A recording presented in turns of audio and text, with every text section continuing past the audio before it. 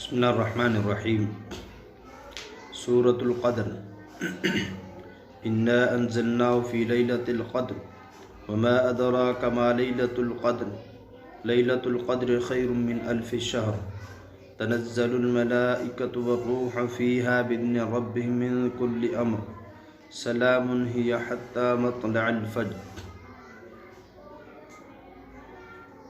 ابن ابی حاتم نے مجاہد سے مرسلاً روایت کیا ہے کہ رسول اللہ صلی اللہ علیہ وسلم نے بنی اسرائیل کے ایک مجاہد کا حال ذکر کیا جو 1000 مہینے تک مسلسل مشغول جہاد رہا، کبھی ہتھیار نہیں اتارے۔ مسلمانوں کو یہ سن کر تعجب ہوا اور اس پر سورہ قدر نازل ہوئی جس میں اس امت کے لیے صرف ایک رات کی عبادت کو اس مجاہد کی عمر بھر کی عبادت یعنی 1000 مہینے سے بہتر قرار دیا۔ ابن جریر نے بروایت مجاہد دوسرا واقعہ یہ ذکر کیا کہ بنی اسرائیل میں ایک عابد کا یہ حال تھا کہ ساری رات عبادت میں مشغول رہتا اور صبح ہوتے ہی جہاد کے لیے نکل کھڑا ہوتا، دن بھر جہاد میں مشغول رہتا۔ 1000 مہینے اس نے اسی مسلسل عبادت میں گزار دیے۔ اس پر اللہ تعالیٰ نے سورہ قدر نازل فرما کر اس امت کی فضیلت سب پر ثابت فرما دی۔ اس سے یہ بھی معلوم ہوتا ہے کہ شب قدر امت محمدیہ کی خصوصیات میں سے ہے۔ ابن کثیر نے یہی قول امام مالک کا نقل کیا اور بعض ائمہ شافعی نے اس کو جمہور کا قول لکھا ہے۔ خطابی نے اس پر اجماع کا دعویٰ کیا ہے مگر بعض محدثین نے اس میں اختلاف کیا ہے۔ ماخوذ از ابن کثیر۔ لیلۃ القدر کے معنی کیا ہے؟ قدر کے ایک معنی عظمت شرف کے ہیں۔ زہری وغیرہ حضرات علماء نے اس جگہ یہی معنی لیے اور اس رات کو لیلۃ القدر کہنے کی وجہ اس رات کی عظمت اور شرف ہے۔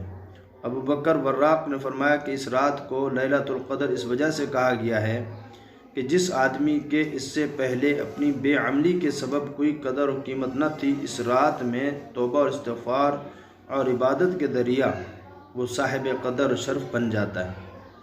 قدر کے دوسرے معنی تقدیر اور حکم کے بھی آتے ہیں۔ اس معنی کے اعتبار سے لیلۃ القدر کہنے کی وجہ یہ ہوگی کہ اس رات میں تمام مخلوقات لے جو کچھ تقدیر ازلی میں لکھا ہے، اس کا جو حصہ اس سال میں رمضان سے اگلے رمضان تک پیش آنے والا ہے وہ ان فرشتوں کے حوالے کر دیا جاتا ہے جو کائنات کی تدبیر اور تنفیذ امور کے لیے مامور ہیں۔ اس میں ہر انسان کی عمر اور موت اور رزق اور بارش وغیرہ کی مقداریں مقرر فرشتوں کو لکھوا دی جاتی ہیں، یہاں تک کہ جس شخص کو اس سال میں حج نصیب ہوگا وہ بھی لکھ دیا جاتا ہے۔ اور یہ فرشتے جن کو یہ امور سپرد کیے جاتے ہیں بقول ابن عباس رضی اللہ عنہ 4 ہیں: اسرافیل، میکائیل، عزرائیل اور جبرائیل علیہ السلام۔ سورۃ دخان کی آیت انا انزلناہ فی لیلۃ مبارکہ انا کنا منذرین فیہا یفرق کل امر حکیم امرا من عندنا میں یہ مضمون خود صراحت کے ساتھ آ گیا۔ اس لیلہ مبارکہ میں تمام امور تقدیر کے فیصلے لکھے جاتے ہیں، اور اس آیت کی تفسیر میں گزر گیا ہے کہ جمہور مفسرین کے نزدیک لیلۃ مبارکہ سے مراد بھی لیلۃ القدر ہی ہے، اور بعض رات نے جو لیلہ مبارکہ سے نصف شب شعبان کی رات یعنی لیلۃ البرات مراد لی ہے تو وہ اس کی تطبیق اس طرح کرتے ہیں کہ ابتدائی فیصلے امور تقدیر کے اجمالی طور پر شب برات میں ہو جاتے ہیں، پھر ان کی تفصیلات لیلۃ القدر میں لکھی جاتی ہے۔ اس کی تائید حضرت ابن عباس رضی اللہ عنہ کے ایک قول سے ہوتی ہے جس کو بغوی نے بروایت ابو الضحیٰ نقل کیا ہے۔ اس میں فرمایا کہ اللہ تعالیٰ سال بھر کی تقدیری امور کا فیصلہ تو شب برات یعنی نصف شعبان کی رات میں کر لیتے ہیں، پھر شب قدر میں یہ فیصلے متعلقہ فرشتوں کے سپرد کر دیے جاتے ہیں۔ اور یہ پہلے لکھا جا چکا ہے کہ امور تقدیر کے فیصلے اس رات میں ہونے کا مطلب یہ ہے کہ اس سال میں جو امور تقدیر نافذ ہونا ہے وہ لوح محفوظ سے نقل کر کے فرشتوں کے حوالے کر دیے جاتے ہیں، اور اصل نوشتہ تقدیر ازل میں لکھا جا چکا ہے۔ جی اب لیلۃ القدر کی تعین کیا ہے، کب ہوتی ہے؟ تو فرمایا کہ اتنی بات تو قرآن کریم کی تصریحات سے ثابت ہے کہ شب قدر ماہ رمضان مبارک میں آتی ہے، مگر تاریخ کے تعین میں علماء کے مختلف اقوال ہیں۔ جو 40 تک پہنچتے ہیں، مگر تفسیر مظہری میں ہے ان سب اقوال میں صحیح یہ ہے کہ لیلۃ القدر رمضان مبارک کے آخری عشرہ میں ہوتی ہے، مگر آخری عشرہ کی کوئی خاص تاریخ متعین نہیں، بلکہ ان میں سے کسی بھی رات ہو سکتی ہے۔ وہ ہر رمضان میں بدلتی بھی رہتی ہے، اور ان 10 میں سے خاص طاق راتیں یعنی 21، 23، 25، 27، 29 میں ازروع احادیث صحیحہ زیادہ اعتبار ہے۔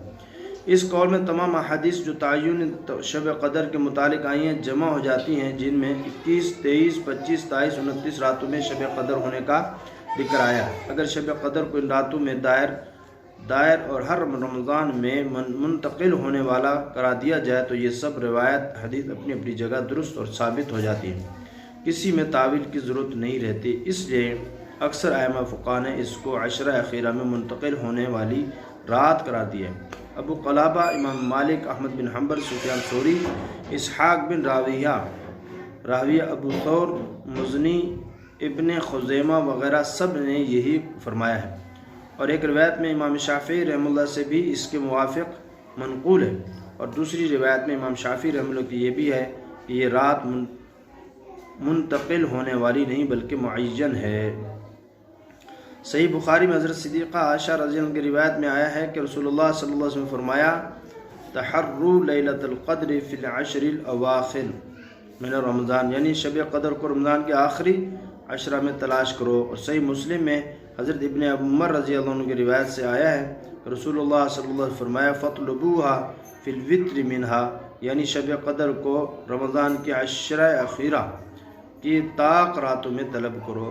بارہ یہ اس کی بہت زیادہ فضیلتیں بھی ہیں، اور اس میں ملے گا کیا یہ بھی ہے۔ مسئلے کے طور پہ فرماتے ہیں جس شخص نے شب قدر میں عشاء اور صبح کی نماز جماعت سے پڑھ لی اس نے بھی اس رات کا ثواب پا لیا، اور جو شخص جتنا زیادہ کرے گا زیادہ ثواب پائے گا۔ صحیح مسلم میں حضرت عثمان غنی رضی اللہ عنہ کی روایت ہے رسول اللہ صلی اللہ علیہ وسلم نے فرمایا جس شخص نے عشاء کی نماز جماعت کے ساتھ ادا کر لی تو آدھی رات کی قیام کا ثواب پا لیا، اور جس نے صبح کی نماز جماعت کے ساتھ ادا کر لی پوری رات جاگنے عبادت کرنے کا ثواب حاصل کر لیا۔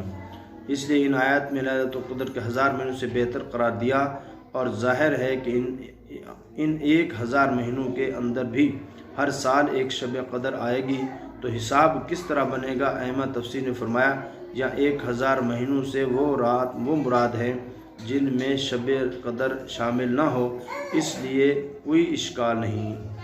بہرحال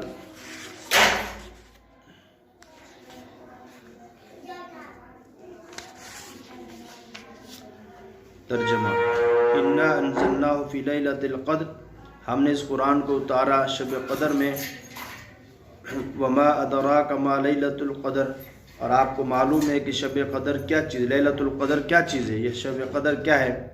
لیلۃ القدر خیر من الف شہر، فرمایا ایک رات ہے لیلۃ القدر 1000 مہینوں سے بہتر ہے۔ جو گزر چکا ہے وہ مجاہد یا وہ عبادت گزار جو 1000 مہینے تک عبادت کرتا رہا، یا جو مجاہد 1000 مہینے تک وہ جہاد کرتا رہا اس سے افضل ہے۔